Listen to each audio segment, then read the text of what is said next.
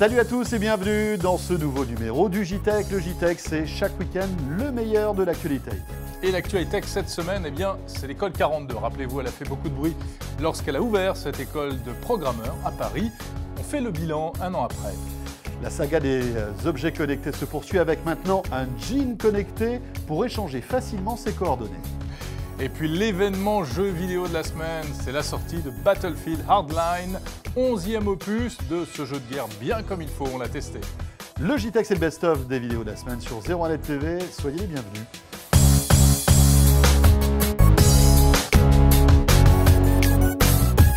Le premier bilan très positif qu'on peut tirer de ce qu'on a sur l'établissement, c'est très clairement qu'on a envoyé à peu près 700 à 800 jeunes en stage, en l'équivalent, on va dire, un peu d'une fin de première année. Donc en stage, en entreprise. En entreprise. D'accord, après leur première année. Après leur première année, exactement. Donc on a des premiers retours sur le sujet puisqu'on a fait un certain nombre de sondages auprès des entreprises. On a des résultats qui sont plutôt très bons puisque je crois qu'à peu près la moitié des entreprises considèrent qu'à 90% les élèves sont prêts à être embauchés tout de suite. C'est vrai? Ah ouais. C'est le retour qu'on a sur la question qu'on leur a posée. Maintenant, les entreprises qui les ont pris, ils nous connaissent quand même un petit peu. On postule pas des stages à 42 comme ça et savaient très bien que nos étudiants potentiellement avaient cette manière de faire les choses. Après, c'est des étudiants qui savent très bien se prendre en main, c'est-à-dire que justement le fait de leur avoir donné cette liberté fait aussi qu'ils ont dû l'apprendre. C'est pas parce qu'on demande aux étudiants, etc. Vous avez quand même les projets qui sont à réaliser. Ils se rendent bien compte que les projets ne seraient pas réalisés. Ils se responsabilisent. Ils se responsabilisent tout simplement. Bien sûr. Ouais. Et il y a des choses qui ont évolué là en 2 ans.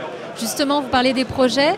Je crois savoir qu'il n'y a plus de première année, deuxième année. Il y a des choses qui ont quand même changé dans le processus d'évolution des étudiants à 42. Forcément, puisqu'on a terminé de décloisonner. Donc ce qu'on appelait décloisonner, c'est que quand vous êtes étudiant à 42, dans n'importe quelle école, on vous dit vous avez un projet à rendre pour la semaine prochaine. Okay, pourquoi pour la semaine prochaine? Parce qu'il y a quelqu'un qui va vous corriger, il y a un prof qui va vous corriger, etc.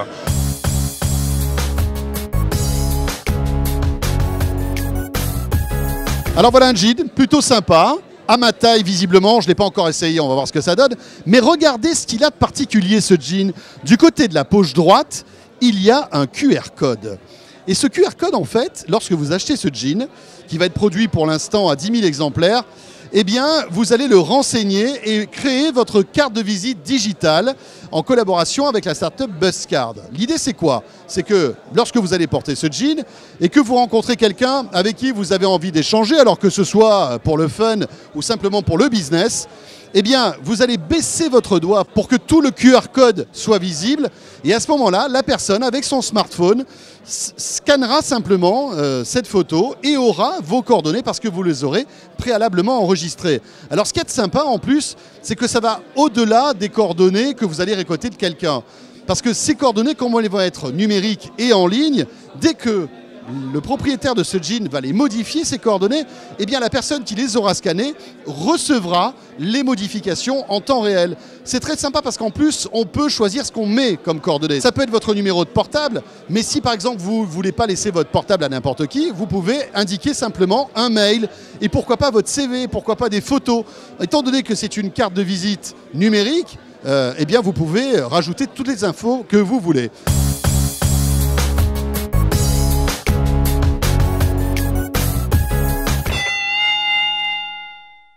Fiche technique oblige, on va parler un tout petit peu de composants, mais on va faire vite.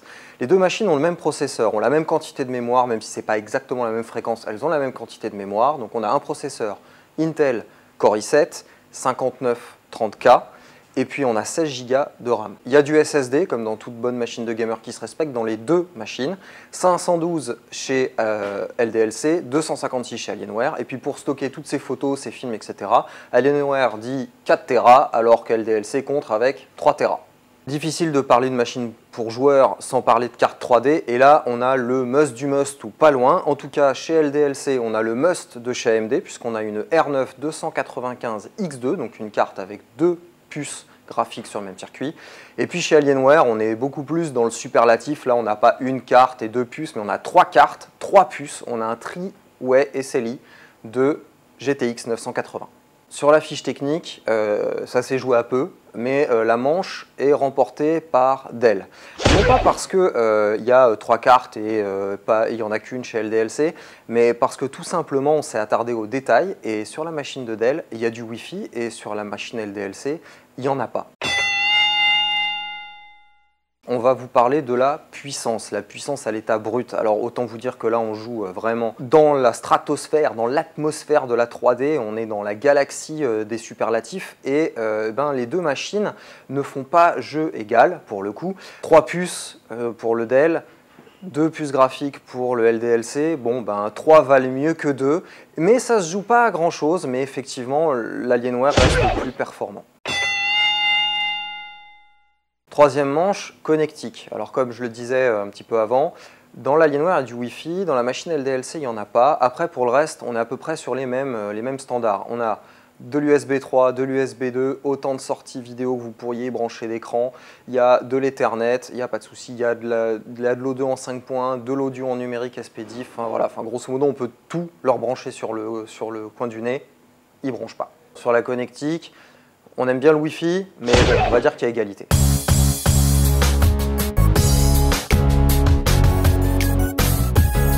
Ah, ce qu'on est bien, c'est une émission super cool, je suis super content d'être avec vous. Alors voici le premier produit, oh là là, un petit casque super léger comme ça. Alors on dit toujours dans Power, les matériels sont hors de prix, pépé délire, tout coûte super cher, c'est la mer rouge bancaire. Mais non, c'est pas la mer rouge bancaire, j'ai trouvé un petit casque à 49,90 € uniquement. La marque c'est Creative Sound, une grosse marque, le modèle s'appelle Jam. Alors pour 49,90 €, qu'a-t-on? Bon d'abord, il faut savoir, le casque est assez moche, hein. C'est assez plastique, ce qui est normal, c'est pas un super beau casque. Mais par contre, à l'intérieur du casque, petit driver en néodymium, donc un excellent gage de qualité, et surtout connexion Bluetooth NFC de très belle volée, c'est-à-dire qu'on connecte très rapidement avec.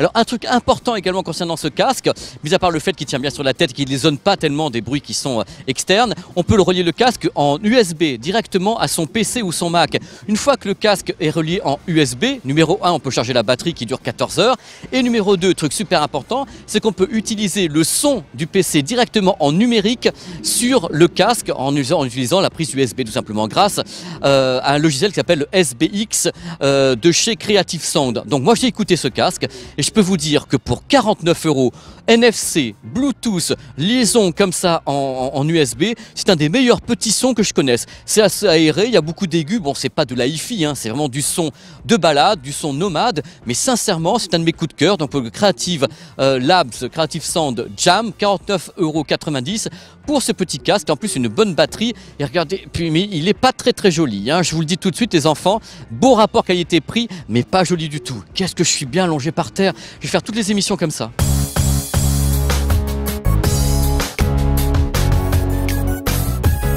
Vraiment, les créateurs de Tiltology, c'est le nom de cette appli, se sont amusés et ont inventé quelque chose de vraiment nouveau. L'idée étant de réaliser des clichés qui vont s'animer lorsqu'on les regarde en bougeant son smartphone ou en faisant glisser son doigt sur l'écran.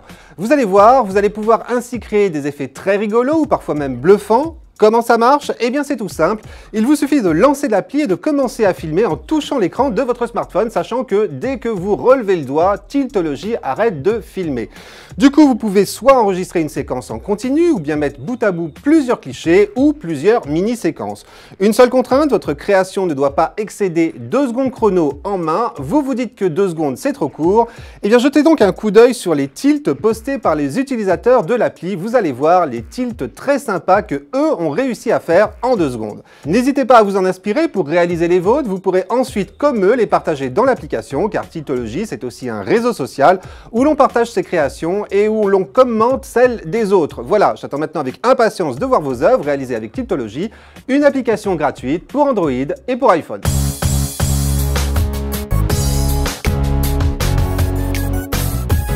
Déjà c'est un événement, oui, certes. Battlefield a énormément de succès parce qu'en fait c'est un jeu dans lequel il faut absolument progresser en équipe. En fait, la prouesse finalement individuelle compte beaucoup moins que la prouesse en équipe. Et puis parce que c'est un des premiers jeux où on a pu détruire tout l'environnement ou presque. Donc ça crée des opportunités tactiques pour les joueurs, etc.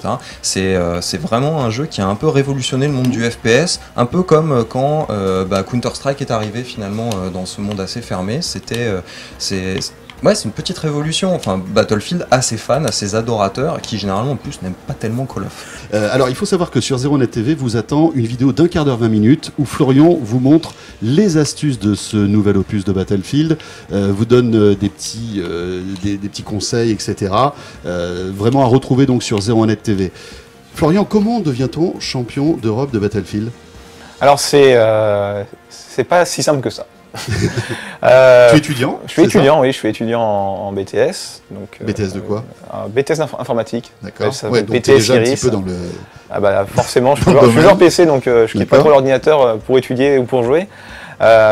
Oui, donc pour devenir bon sur Battlefield, il faut quand même avoir un certain niveau et donc passer pas mal d'heures de jeu au final pour vraiment se faire remarquer dans un premier temps. Et c'est de cette manière qu'on va doucement grandir. Dans le domaine français, dans un premier temps, on va se faire remarquer par les équipes qui sont un petit peu meilleures au-dessus. Et c'est une manière de grimper l'échelle et puis arriver à un moment donné au top si on a ce talent, cette capacité de pouvoir rivaliser avec les meilleurs. Qu'est-ce que ça apporte, le fait d'être champion d'Europe de Battlefield? Tu paies plus quand tu vas au restaurant, tu côtoies les plus grandes stars du rock, comment ça se passe? Alors pas totalement. on va dire que en fait c'est une super bonne expérience, étant donné que moi dans un premier temps j'ai jamais autant voyagé que depuis que je suis joueur pro entre guillemets sur Battlefield. Alors par exemple, si je prends l'exemple de Battlefield Hardline qui va sortir dans aujourd'hui, eh bien j'ai un petit peu contribué avec mes conseils techniques au développement du jeu. Donc ça c'est sûr. Donc tu as influé, tu es allé voir les développeurs pour apporter ta petite touche en disant ben voilà, exactement. Ça c'était pas terrible, est-ce que vous pouvez améliorer ça? Totalement, il y a même des aspects du jeu qui, grâce à mes conseils, on va dire, ont été modifiés, supprimés ou changés dans tous les cas. Et c'est c'est des retours que l'on donne qui sont vraiment valorisés. Et moi personnellement, ça me fait vraiment plaisir d'avoir vraiment influé sur le développement d'un jeu comme Battlefield.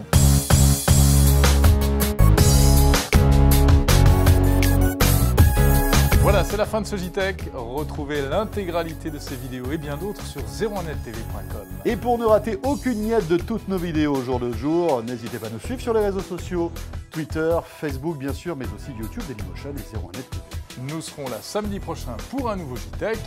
D'ici là, on se retrouve chaque jour pour la vidéo du jour sur zeronettv.com. Salut à tous.